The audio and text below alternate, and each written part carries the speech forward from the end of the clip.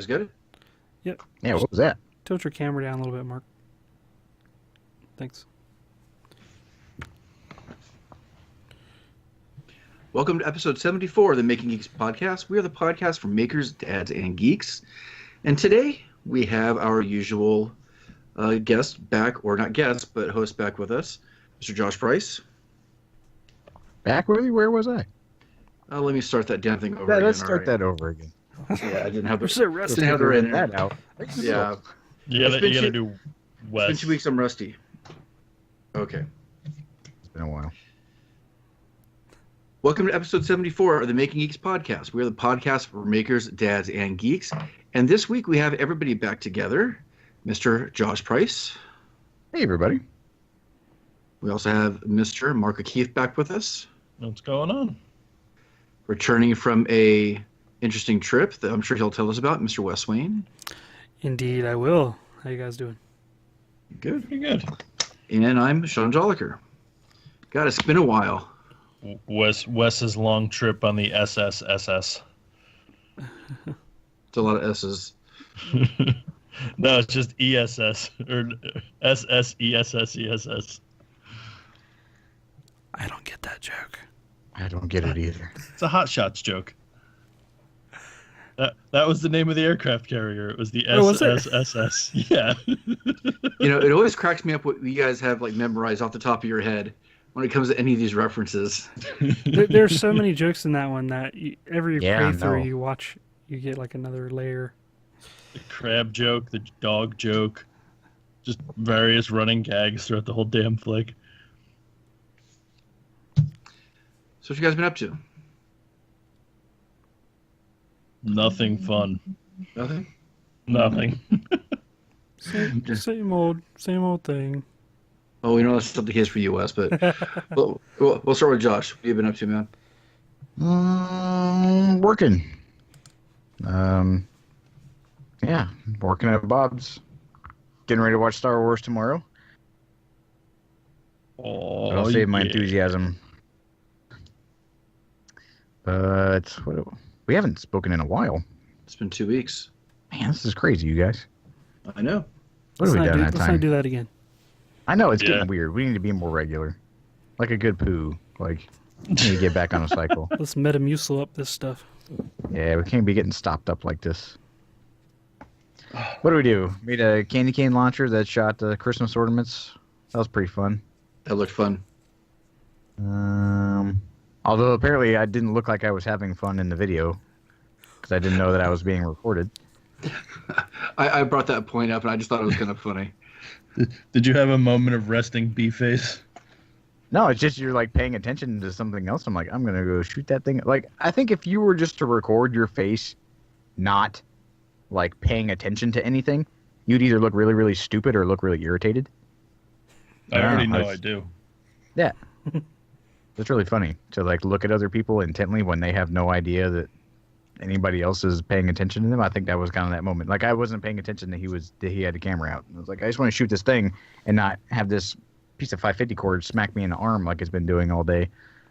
It was fun.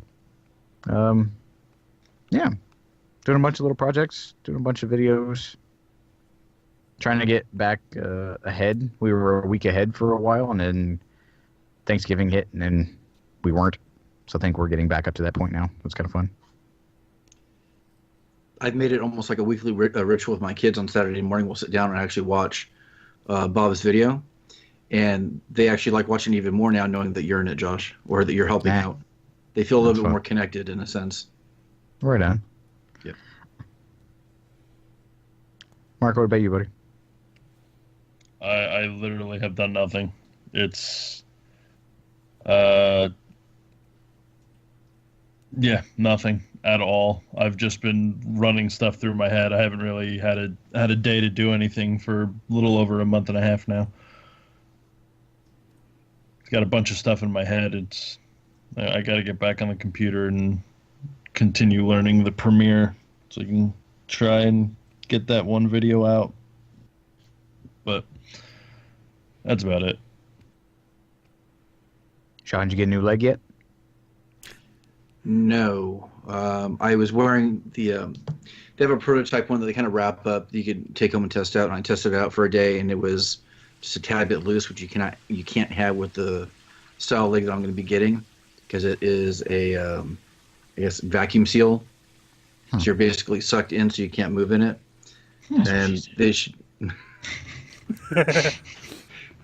I wasn't even expecting it there. I That's all should she said. Welcome back, fellas. I should be getting the second prototype leg anytime soon, and then hopefully the final version 4.0 probably at this point. Hopefully by the end of next week, I'm hoping. Did you see that one I sent you?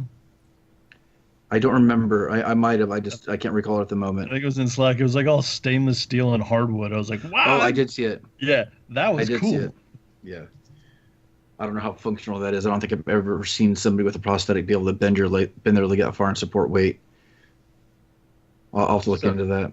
So to take it off, is there like a pressure relief valve that you have to like? Yeah, there is. Is it like the reverse Nike pump? Reebok, sir. The Insta pump. Well, the only thing is they don't Well, pump no, anything they all up. had them. Nike had a version of it. Eventually. Nike had I had LA Gear pumps. Reebok had the Insta pump with the CO2 cartridge. Oh, was awesome. Yeah. The Insta pump. Yeah, there's a pressure valve on the bottom. The sleeve that I wear over my leg has 5 rings that actually push down and seal, and then it holds in there. And when I want to take my leg out, then there's a release valve. Yeah. The Mandarin. So you have is like a on your hickey? I'm not sure what you're used to, Wes, but no, that's not the way it works. Okay. I'm just asking. The question, someone out there thought it, and I just brought words to their thoughts. I'm like the conduit sucking for our against audience. skin.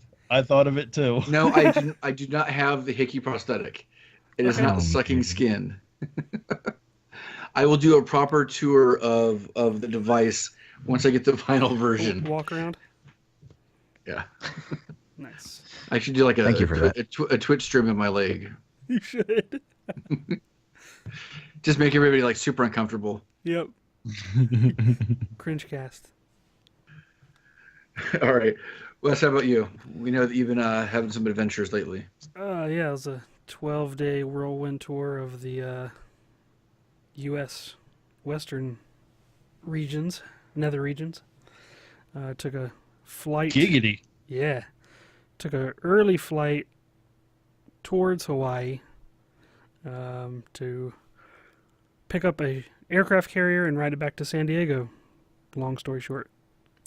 It was my father-in-law and myself departing from Raleigh. We got to Texas. And from Houston, we were going to catch a flight from, the connecting flight from Houston to Hawaii, which was 8 hours and like 40 minutes. And our plane was delayed. We were boarded on the plane within minutes of leaving the gate, and they pulled the jet bridge back. Sat another 40 minutes approximately, and they're like, "Oh, you have to deplane now. There's a security issue." Oh, that's good. So and this is a 777, like 350 people, like a lot. So they had us depart the plane 20 to 30 people at a time and line the jet bridge with all of our carry-on luggage, and they sent canines up and down sniffing everybody's baggage while we were standing like side to side, and they did that 20 to 30 people at a time until the whole plane was checked out, and it basically added 3 hours. So we got there a little bit delayed in Hawaii. I think it was around dinner time when we got there. Pretty uneventful flight. I downloaded a lot of shows, kind of watched a lot of stuff, played a lot of Nintendo Switch. They had a cool, I'm sure a lot of you guys have seen it out there, but at first I've seen it.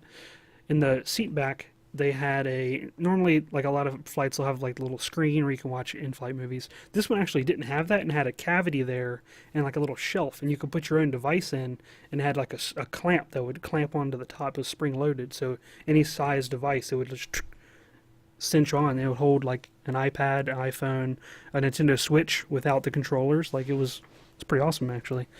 And I paid for 2 hours worth of Wi-Fi at the end there because I was running out of stuff to watch. It was like $20. I'm like, all right, it's worth it. We get there. A lot of stuff happened. I don't want to really take up all the time explaining it, but we I met up with my good Navy buddy. His brother was the one that's stationed on the USS Nimitz, and we met up with him and had about a day in Hawaii. We saw Pearl Harbor, most of the sites. We saw the Missouri where they signed the peace treaty, or ending the war on the Japan side, and the Arizona Memorial, another memorial, is just pretty moving. Especially since when we were at the Arizona Memorial, where 900 sailors were entombed in the ship below you, you'd have to take like a little boat out there to it. It's sort of like a floating platform by itself, and you still see like the rusting hulk of it, and you see oil kind of coming up from the underneath, and you see like rainbowy colored puddles kind of floating away because the fuel tanks are still kind of sealed, but they're leaking gradually. It's very, very strange. Yep. Sort of like a thing that's connecting you to them, even still, in a way. And they had like a wall full of all the 900 plus sailors and Marines. And then they had a special area dedicated to people that wish to be interred there afterwards that were survivors. They want to be like set at rest with their shipmates or whatever. So I think they have like 3 or 4 people there are still looking to do that. And they explain that process, which is pretty moving. They'll actually have like a Navy or Park Service diver have the urn, and like their family will be on the shore, and they'll see the urn kind of go over, and the diver will sink beneath the waves, and like the urn will kind of sink. It'll be the last thing they see is that going under, and they'll put it in a special place that they've designated under, in the actual hull for people to be laid at rest. It was pretty interesting. It was especially interesting because the ship that I was getting ready to go to San Diego on was just on the other side of the harbor. Like I could see it very closely. So it's sort of like a then and now kind of surreal kind of thing going on. But it was neat. Definitely recommend it. There's way more cool stuff there that I would love to discuss, but it would take a couple hours. But we left there, and it took 7 days to take the voyage across. It was good. It was very surreal at first, and I was reminiscing and remembering all these cool things. Oh, I remember this neat aspect of being at sea, and I forgot about this custom, and a lot of the Navy stuff is customs and traditions and everything. And it was really cool. And then by the end of it, the last 2 days, I'm like, oh, I remember this. I'm like, oh, I remember why I got out. Oh, I hate standing in line for 40 minutes for garbage food. Because at the beginning, they had all this nice food prepared to sort of, and we expected that. They did similar things whenever they have people visiting. And then I guess they kind of gave up on doing that. I don't really know. And they're like, well, let's just have the same thing to eat for a lot of meals, plus rice all the time. Sweet. I don't know. And it's not even that good. Oh, you need a fork for dinner? Oh, we ran out of forks. You're going to have to use a spoon. Okay, that's no problem. Oh yeah, we ran out of spoons too. Oh, cool. Thanks. You're like trying to use a fork or a knife to like eat rice. This is ridiculous. I don't know. It's interesting what they have to go through out there. You'd think that it was all sunshine and rainbows, but it's not. But I instinctually make everything into like a sandwich. Yeah. Because when we were in the Army, like you didn't really have time to sit down and eat, or you didn't really have like utensils, and so a pancake became like a taco shell. Yeah. So now even when I eat pancakes, I don't eat pancakes with a fork and a knife, because every time we'd eat breakfast and we were doing something like out in the field, it's like you just grab it and you just put all of your food inside of the food that could hold the food. Food delivery and system. it became like, it became walking around food. Nice. And so now it's really hard for me to like stop and like, oh, you can actually eat this with like a fork. You don't have to eat it like a taco. Yeah. See, they had an air show that they did practice for one day, and then the next day they did the same. They did the same air show just with more cool stuff. But I ended up seeing a lot of jets flying around really close. We got to see the takeoff and landing at the catapults in the resting gear area and all that, which my father-in-law was loving that. And then got to see a jet break the sound barrier like right in front of us. That's cool. That was pretty intense. That was really cool. Yeah. Very, very weird. Like the whole day you see jets flying around. You hear them coming if you know the direction they're coming from. And then here comes this jet that's not making any sound, obviously, because it's racing its own sound and winning. And as it passes by you, it like, yeah, the shockwave, it's like someone runs up to you and just shakes you violently. Not hard enough to knock you over, but it's like the loudest bass hit from any speaker system at any concert times 100. It's really cool.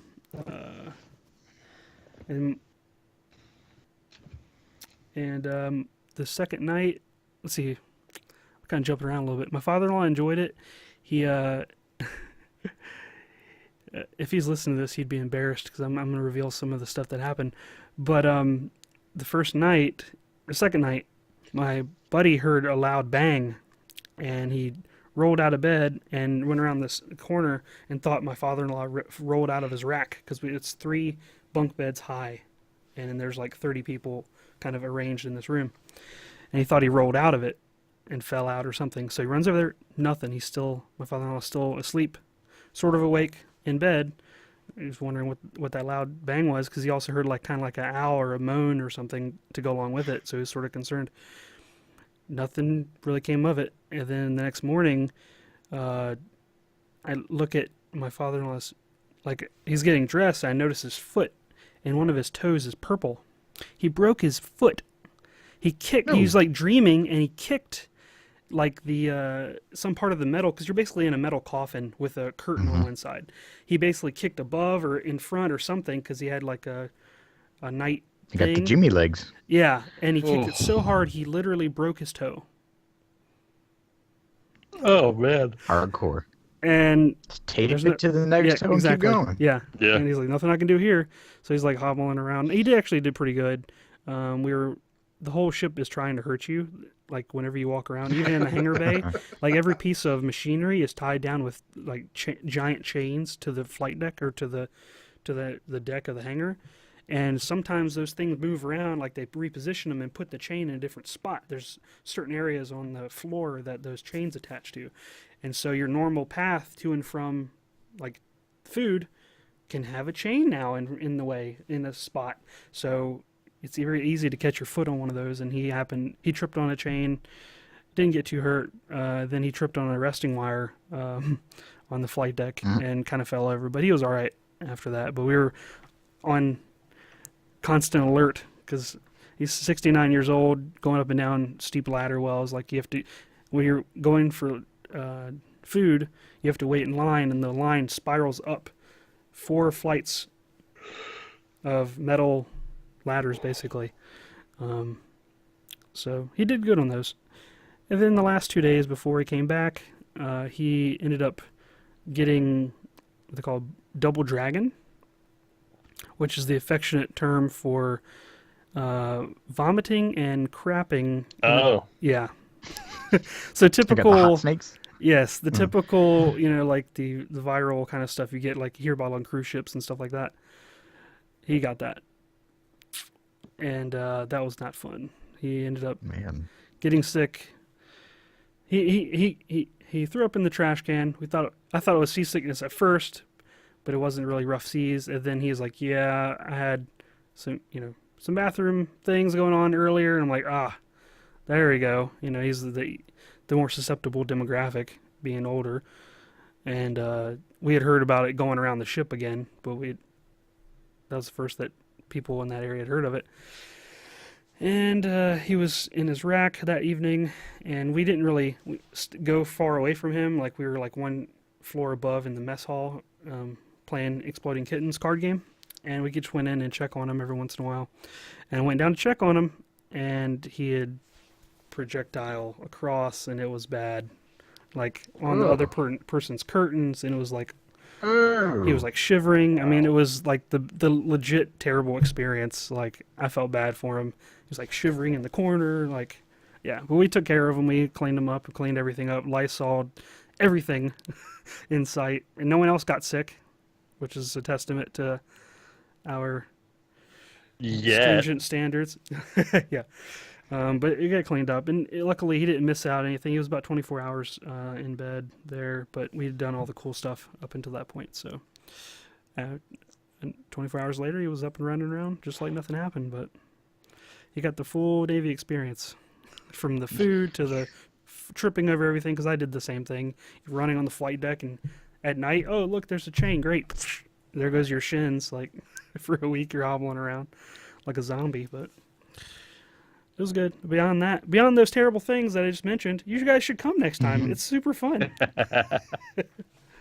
But I enjoyed it. He enjoyed it. He said it was really, really awesome, and he never really uses those phrasing of words, so he enjoyed it. And it was I think I explained this before, it was a trip that was like 16 years in the making.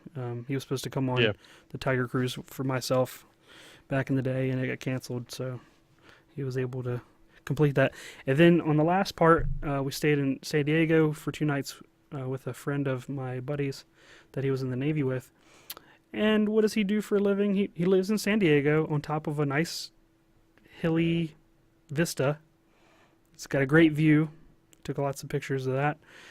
And he works for the company that makes Predator drones.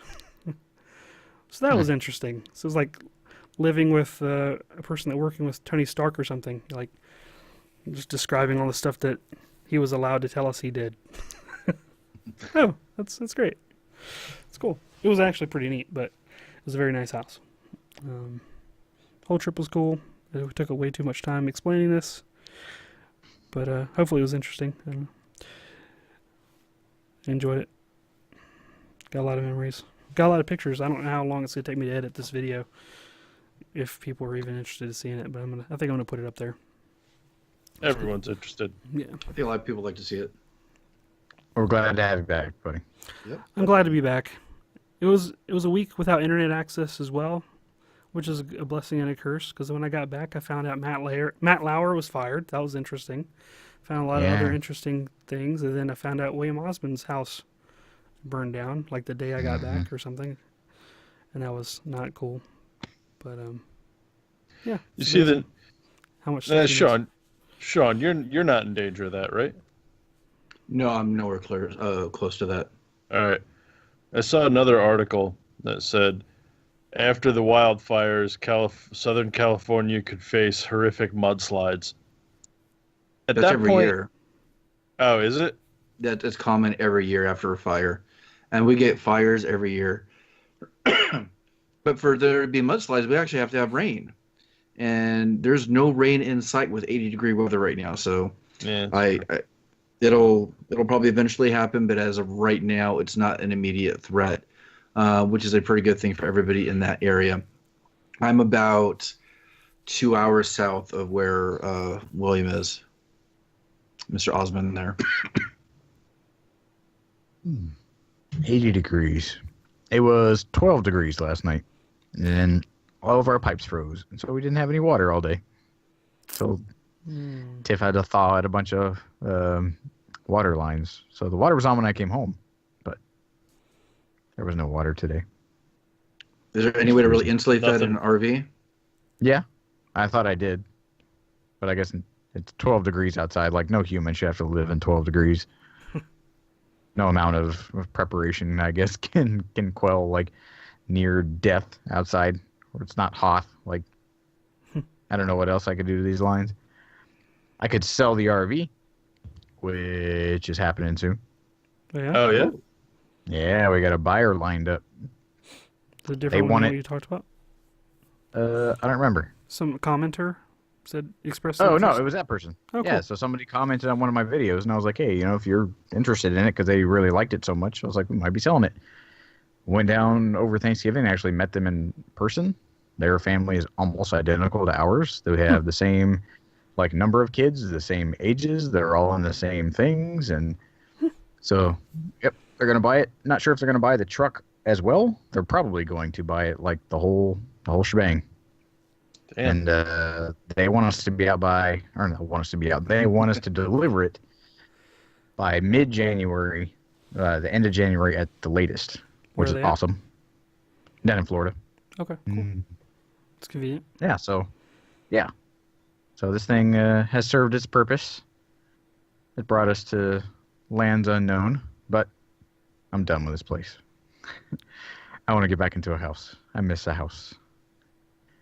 But then that's a challenge of itself too, right? Because you're still waiting on a couple is. things, and Yep. Yeah, the people at William and Mary, I wrote them an email, and they pretty much told me in a super polite way to be patient, which I'm not known for. Thought I made that clear during my interview. So we wait. So we've been looking at houses here in Kentucky and in Virginia, because we know that the RV will probably not be in our future, which I won't shed a tear over. I'll be sentimental in some ways, maybe further down the line, but we had no water today because it was cold outside, so I'm ready to get rid of this thing right now. So, yeah, we're waiting in limbo, but hopefully everything will work out. That'd be great. But, man, how much... We haven't even gotten to our topic yet. How much time are we on right now? 30 minutes, pretty much. yeah, about So what 30 minutes. happens when we don't talk for a long time? Yeah. I don't think we'll spend a whole lot of time on the topic anyways, but I think it'll be kind of fun to talk about given some of the big movies that are slated to come out. Okay, so we're going to talk about the Uncanny Valley. So if you don't know what the Uncanny Valley is, it's this theory or this notion that when you digitize something, like the closer that a robot or a like a depiction of a person in animated films or cartoons or whatever, like the closer it gets to like being lifelike, like people get uncomfortable. Like there's a certain point where it's like, oh, that's cool, that robot looks just like a person, and then it's like, oh, that's super creepy, it looks too much like a person. That's weird. That robot just got citizenship. Yeah. But I think I haven't seen it, but I heard about the very first like Pixar movie, or not the first Pixar movie, but Pixar's first kind of short, where they tried to make their computer animated characters look lifelike, and it really, really creeped people out. So now in all Pixar movies, like there's certain features that are exaggerated. They have really big eyeballs, or their heads are really giant, their bodies are really small. So they are humanoids, I guess, but they're not like a human analog because it starts to creep people out. That's part of the reason. That's part of the reason. Well, recently, we've all seen Justice League now, right? So we Yes. may dance into spoilers because we just kind of do that when we talk about stuff. So if you haven't seen Justice League, you're okay. Trust me, you'll be fine. We're going to talk... They did it in Justice League with Superman. Wait, Superman was in that What? movie? What? Hmm? Why couldn't he shave his mustache? It was like Because he he was was filming filming another it. role. He's Yeah. contractually obligated to Mission Impossible Possible 6. Which I And- think is what irritates me the most about that movie, and why I was mad during that thing, is it wasn't like, oh, like in Rogue One with Grandma talking, like, that guy is dead. Like, he doesn't exist, so you have to recreate him. You have to digitally, make his face on another person's body. And people were all ranting about how crazy that was. But yet, Henry Cavill, that's a pissing match between agents and lawyers that ruin that movie. Or in my opinion, ruin that movie. I know, Wes made a face. I could not stop seeing it. Every scene that Superman was in, irritated me because it was goofy looking. See, I forgot about it, and I never really noticed it until everyone started freaking out about it, and I'm like, wait, what happened? Really? I didn't catch it. It was off just enough that something didn't feel right. Yep. And I'm not exactly sure, because once I saw it, it seemed like it was everywhere. And I know that it was only supposed to be for certain shots because they were pickup shots after Joss Whedon took over. But I was also thinking, why does he have to be clean shaven anyways? When he was resurrected, I thought the whole plan was to be a little bit different. and he should have come out with like a beard or facial hair or something like that, and maybe that would have fixed part of the problem. I Or don't a know. mullet like in the comics. The black suit. I was actually hoping that that's what would have happened. Without getting a complete review of the movie, I think that some of those choices would have, one, made the movie better, two, would have actually accommodated for some of those pickup shots that were problematic to begin with, and for whatever reason they didn't. But and even the use of Superman really isn't even completely the Uncanny Valley, because that was a partial replacement of his face. They didn't redigitize his entire head. They did probably in certain scenes just because they would have done it anyways. But that's not even entirely the Uncanny Valley thing that we're referencing here. I couldn't get over it. If it was the bottom half of his face, then it was his entire face to me. Because like his head looked wrong. Well, that's because they put other effects on it to try to make it match better. That's why you had this weird softness and glow to him. I think that was all trying to accommodate for what they were fixing there. But the Uncanny Valley in Justice League would have applied more to the villain Steppenwolf, because he was a cyborg. Oh yeah. He was a completely digital character, and I thought the performance was really good. I thought the speech and the dialogue that the character delivered was actually pretty good. Yeah. But I would have rather seen somebody in makeup. It was just awkward to look at. See, I think I'm irritated now I can't tell what's makeup and what is crazy digital. Because I was watching Ben Affleck scenes, and after he shaved, when he was clean shaven, I'm like, You second guess everything. he looked all like he was bloated face looking. I'm like, you just have like a whole bunch of makeup on, like He's is he retaining just because of the roids. jacked like in his face. But I was like, what is happening to the characters in this movie? Like everybody just looks strange, and it was distracting. They often do it in areas that you don't even realize too. Like in Man of Steel, Zod's suit was completely digital. He didn't even wear a suit. It was completely CG. His armor. Well, see, for something like that, I kind of get though, because yes, you could make that practically, but you're not going to get the movement that they probably wanted. But my point is, like, a lot of people didn't even realize that because it wasn't something that was brought up beforehand, and so then you're not going to look for it. Well, because the Uncanny Valley really applies to people's faces. Sure. Because as humans, that's what we are most familiar with when we look at somebody else. Tron Legacy. I think that was one of the first real instances, I think, right? Yeah, that was one of the first ones, but they rebuilt his face from movies he did when he was in his 20s or 30s. But it's still, like, I was watching it the whole time. I was like, it's really impressive, but it's also really creepy because his, like, I don't know if his skin didn't move right when his mouth moved, or his eyes were there's definitely something completely off, and I'd have to watch the movie again, but I just can't pinpoint it. It was just really creepy. That's why I just remember. Go ahead. I just remembered there's an example even older than that was a lot worse, but it's still an example. If you remember back to a movie called The Scorpion King. Oh God! Oh God! Oh God! And that's the first one that actually comes to mind that I can really remember, and I had huge problems with it then. But back then, I think I was either still in school for animation or had just finished. And I know it didn't look right, and we can complain all we want, but it is so infinitely complex to bring those characters to life that it's amazing that they're even able to get to that stage. Well, see, but then Scorpion King, I didn't mind because it was like, okay, you're making a monster, and that's almost impossible to do with practical effects. But did you have to make him do the eyebrow? Yes. Well, probably in the contractually? What about movies that own that like take it upon themselves, like Beowulf or Polar Express? That like those movies could have been done live action, but they choose to like, no, we're going to digitally create these characters like in their entirety. That's kind of the point. I think there's a slight bit of difference in terms of their intention.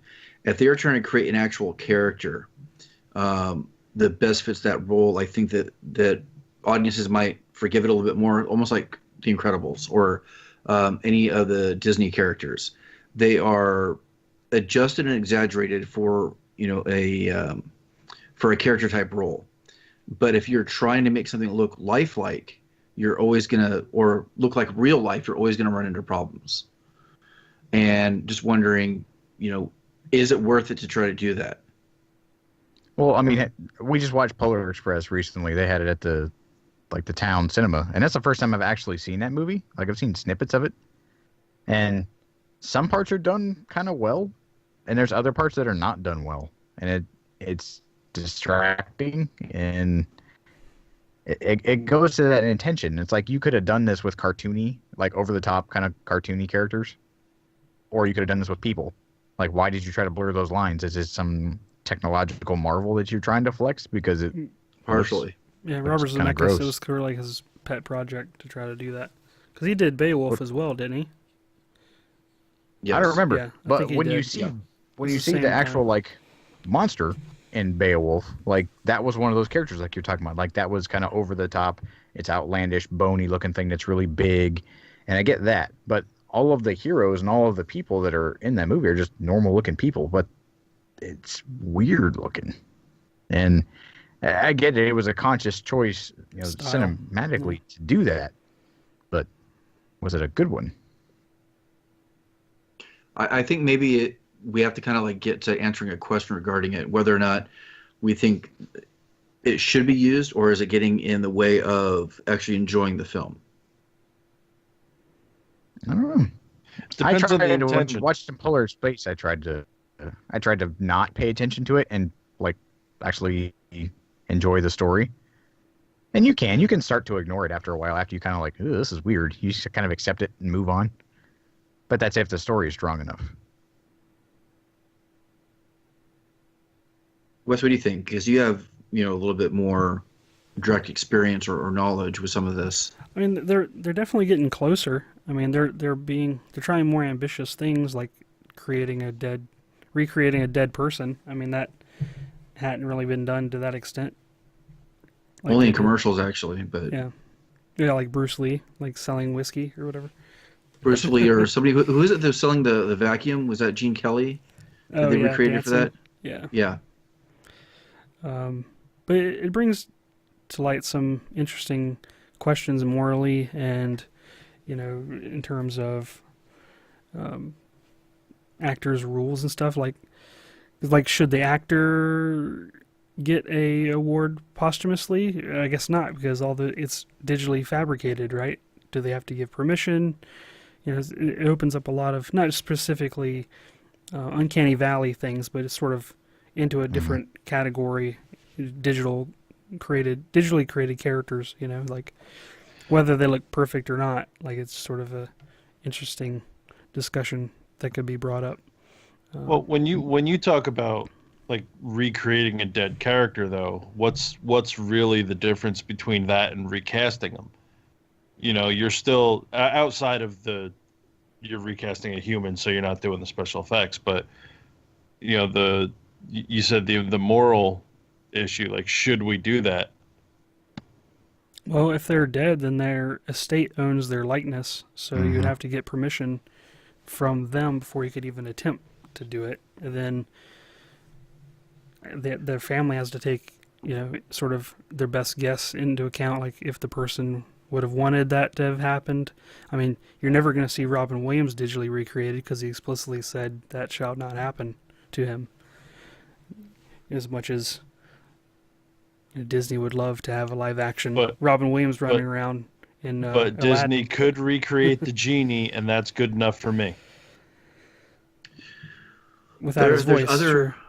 There's other ethical issues too, where if this gets close enough, and not everybody has such a keen eye to notice some of these things, that you could very well almost do like a type of forgery in a sense. Sure. Where you're showing somebody do something they actually didn't do, and that's the other extent of the ethical issues regarding this. It reminds me of a movie that I watched. You guys might have heard of it, called Simone back in 2002. Yes. Yeah. With what's his name? Al Pacino. Yep. Al Pacino. Yeah. And the plot, for those who aren't familiar, the career of this producer who is desperate for a hit, I'm reading from IMDb, is endangered when his star walks off the film set. Forced to think fast, the producer decides to digitally create an actress, Simone, to sub for the star, the first totally believable synthetic actress. The actress becomes an overnight sensation with a major singing career as well, and everyone thinks that she's a real person. However, as the fame skyrockets, he cannot bear to admit his fraud to himself or the world. So it's kind of interesting along those lines. Like, they don't have to tell the audience if they're digitally created or not. Like, they could not even had to mention, Tarkin as being digital, and just see where the cards fall. See how good a job they did do.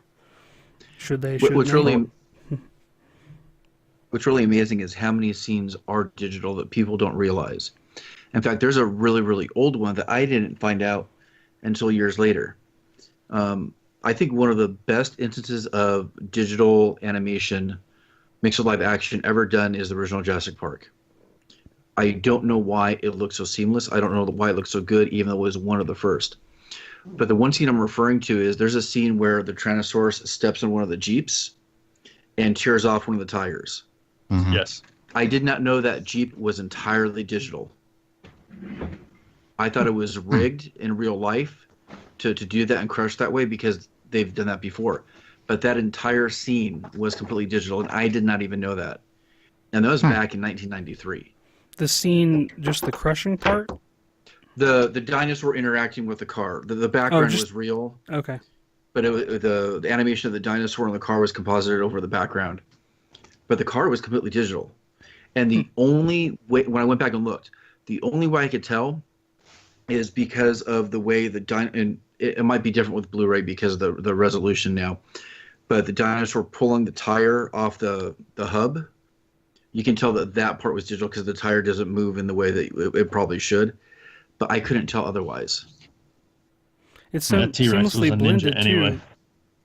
It's so seamlessly blended because the T-Rex, they used practical effects for a lot of those shots. They actually built a life-size T-Rex. Right.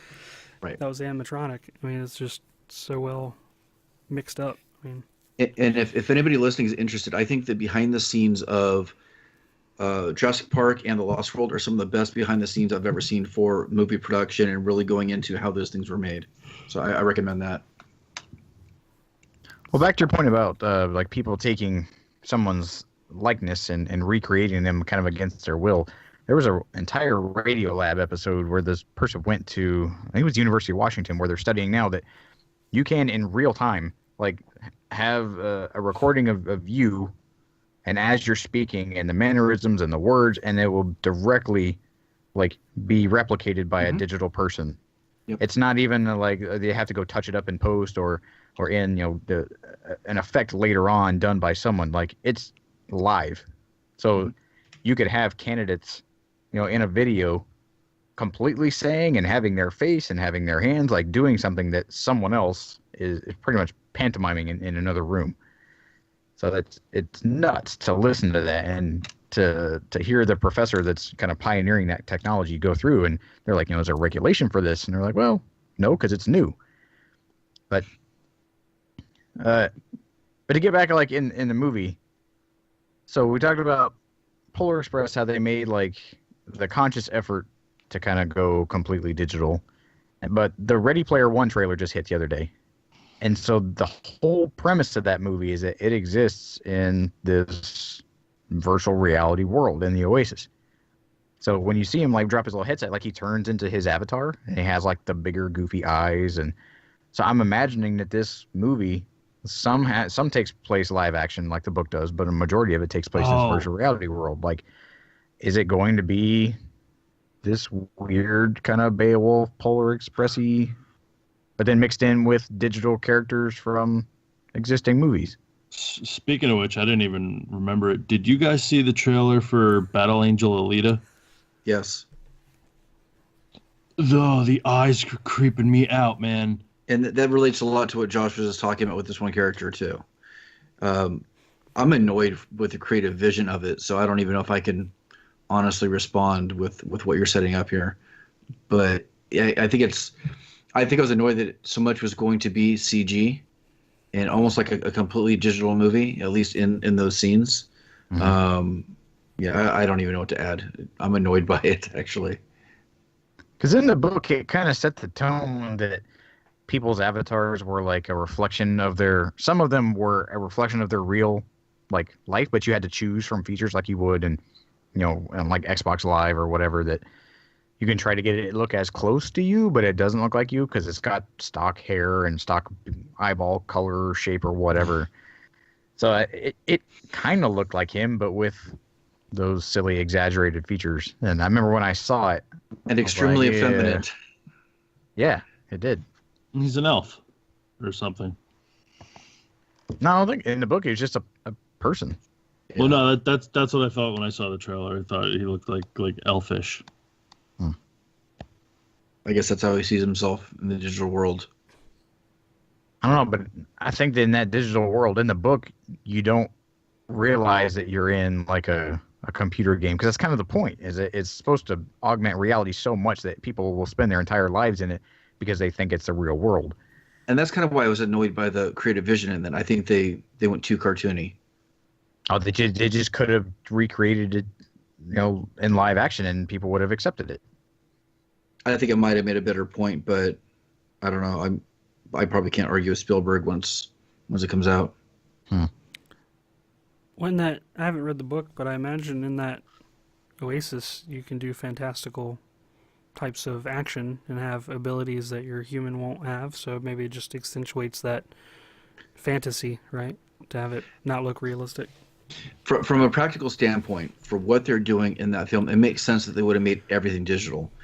Because to match move an actual person in those environments might have just seemed dumb to try to accomplish that at that point.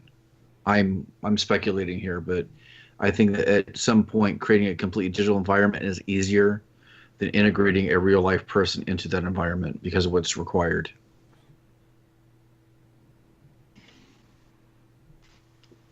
Yeah. I hope it's not one of those things I just have to like.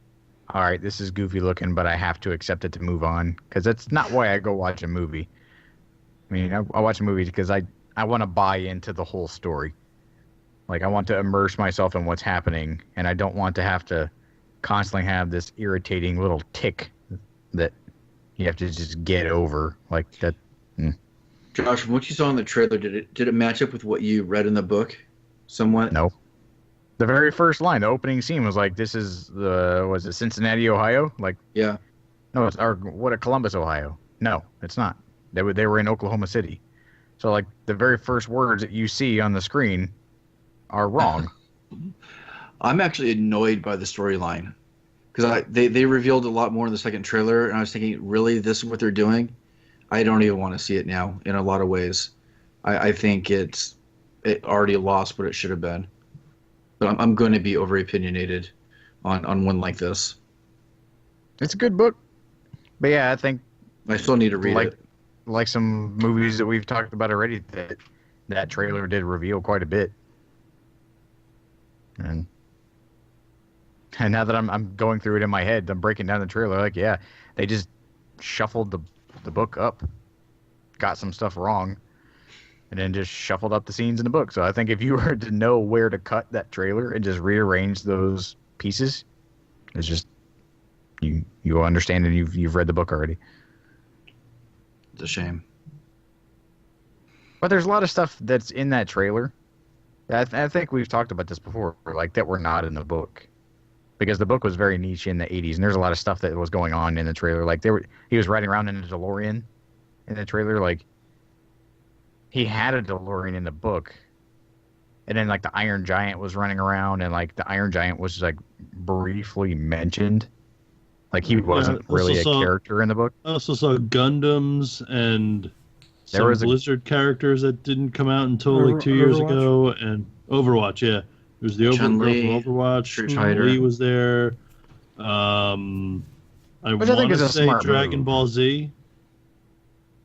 Yeah, like Deadpool was walking around, and like I think it's a good idea to do that, like to bring that nostalgia forward a little bit.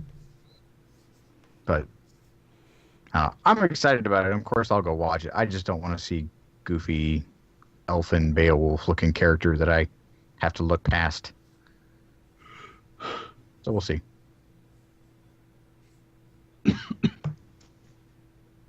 Well, I'm sure that we will kind of revisit this in the future, especially with Yeah, definitely. some of the movies coming out, because we have all the digital characters in Star Wars, which we already know of a couple that are going to be part of it, and then of course Infinity War in the late spring.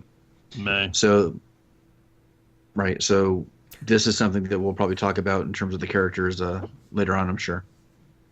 So, what are you guys geeking out about? Although this has been a lot of already geeking out about certain things. Been a whole episode of geeking out. Or should we just all just say Star Wars and leave it at that for right now? Yeah, I can do it. I'm actually, I'm mostly geeking out about Star Wars, but I'm also geeking out about the new Intel 3D scanning cameras that are now available for pre-order. I can't wait to get my hands on one of these things. I think you just earned a commission talking about it. That would be awesome. Intel, please send me a loaner unit so I can see if this stuff works with my software. Make sure you hashtag them or tag them in this episode where you're talking about it, Yeah, right. along with the time code of when you're talking about it. Yeah.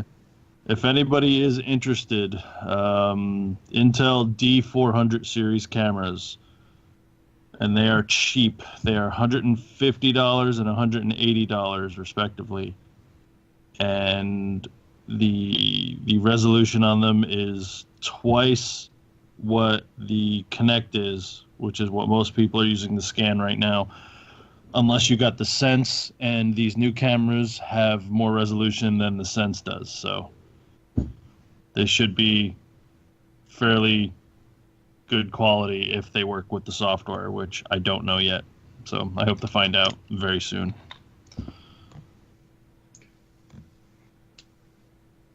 Wes? I am geeking out.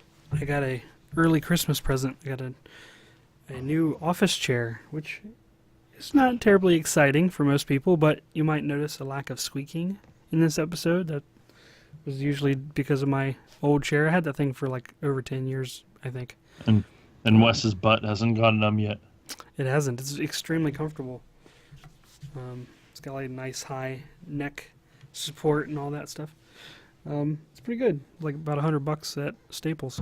But beyond that, Really? That's it? yeah, it's like $120. That's not bad. Black Friday, I think. Oh. But besides that, nothing else really going on. Google Fiber is slowly being installed in our little immediate neighborhood, so I'm definitely geeking out about that. Name dropper. But I don't have it yet, so we'll do a race once I get it installed. Feel free to send Wes an email and cuss him out. Yeah, please do. We'll see whose internet is faster, Google Fiber or Comcast employee. Sounds good to me. Josh, how about you? I don't know. Like I'm overly excited about going to watch Star Wars tomorrow. Like I love it. I absolutely love it. Are you going to borrow Bob's helmet and go in costume? No. But I am going to be one of those people that like audibly gets excited. I love going to like the earliest showings because then you get the fans that will gasp and will clap and will like, you know, you share in a moment with people who really care, not people who are like, I guess I'll go watch Star Wars. I said it's the one with the hairy ape thing, right? Flying the spaceships. Like you go with the real Star Wars. They got new penguin furry things in this one. Yeah. They can be a double-edged sword, though. Sometimes they can be overly excited for moments that don't warrant that reaction. Yeah. Well, I'm going on with equally Deacon, annoying. and Deacon is that kid. So while something's happening, he'll go like, Dad, what's happening? Dad, is this happening? Dad, what you doing? And I took Deacon with to Force Awakens on the early showing, and then we went back the next day with some friends of mine, and like I was trying to get him to not spoil the Han Solo scene. So we all bought tickets for my family and Bob's family for Friday. And I had to tell him, I'm like, you need to prepare your son to like not yell out during important moments in the theater. It's like, because I had to pretty much put Deacon in a headlock and like stick his face in my armpit to not ruin this experience for the rest of these moviegoers. So, yeah, I'm excited to get to share that with my son. Get to share it with Bob, who is coming on next week, right? Next week? Yes. You tell Hopefully, me. yeah. And yes, I'm telling you. I'm telling I'm all si- of you. Unless I don't get tickets, I'm seeing it Saturday. I'm actually going to try and buy tickets tomorrow. Scalp you may. You just walk in, go buy tickets to whatever crap movie's playing down the way, and just go hang out. Yeah, right. So yeah, next week, I think we're gonna have our annual Star Wars episode with Mr. Bob Claggett. So yeah, take notes. It's gonna be a good one. This is going to be the third annual We're going to complete the trilogy. Claggett joining. No, Well, we did. Well, it pretty much has been. Well, when did Rogue One come out? Was that a year Last year. after Force Last Awakens? year. I mean, 2-year annual, yeah, biannual at this point. Not 3. He's been on 3 times, but not, It's the Star Wars annual. sure. It's the trilogy. Every All 2 right, years so- is biannual, which sounds really weird. It's not biannual. That's 6 months. I had an argument with someone over that, and they had to correct me. It's biannual. Okay. It's every 2 years. That's what she said. Mm-hmm. I'm not even going to add to that. Okay. Yep. We would love to hear from all of you. Our email's been a little bit slow lately. I don't know if something's broken or if... You haven't spoken in 2 weeks. We don't have people email. I know that probably hasn't helped. But we really do love getting emails or messages from anybody that is listening to the show every now and then. I know that a message or two trickles in, but we love to hear more. There's a lot of times during the week where we're trying to decide between topics and we decide right before the show. But we also want to cater a little bit more to what you would love to hear, especially if you've been listening to the show for a while. So please visit the contact page on the Making Geeks website. Remember that you could listen to all of our past episodes right there on the homepage. So make sure that you bookmark that on your phone or on your computer, makinggeeks.com. And you can find all our social medias across the gambit of services. You can find us on Instagram at Making Geeks Podcast and on Twitter and Facebook at Making Geeks. And we'd like to thank our marvelous patrons over at patreon.com/makinggeeks, including our top patron, who was my stand-in for the last podcast, Mr. Seth Williams. Thank you, sir. I enjoyed listening to that while on the flight back from San Diego to Raleigh, so that was good. That was a good episode, you guys. Yeah, Seth Yeah, did Seth. pretty good. And we also got to thank Patreon for doing the right thing. That's right. Yep. Listening to people. You could go check out Patreon and look at their message to kind of get filled in on that story before we take another 30 minutes here in our explanations. But if you'd like to keep the show in the air and help another member of our podcast get rid of their squeaky chair, just head over to patreon.com/makinggeeks to help us out. Thanks a lot. The Squeaky Chair Fund. And you can find our own individual bodies of work at geekbuilders.net, geeksmithing.com, Asylum Designs on Instagram, Thingiverse, and Twitter, and thepiworkshop.com. And thank you, everybody, for hanging out with us. It's good to be back. I know the holiday season's coming up, but we have to make a more conscious effort, or we will make a more conscious effort to be more regular. So set your podcast players. Should be back every Saturday in your earballs, so you can listen to some Star Wars next week. So if you haven't seen it, we're going to spoil the crap out of it. Like curdled milk. It's going to be like the best episode. So either go watch it or keep this one in the list. And then when you do watch it, go back and listen to it. Star Wars It's going to be a yogurt. good time. Yeah. The thick stuff.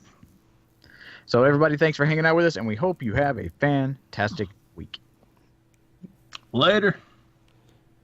Take care. May the force be with you.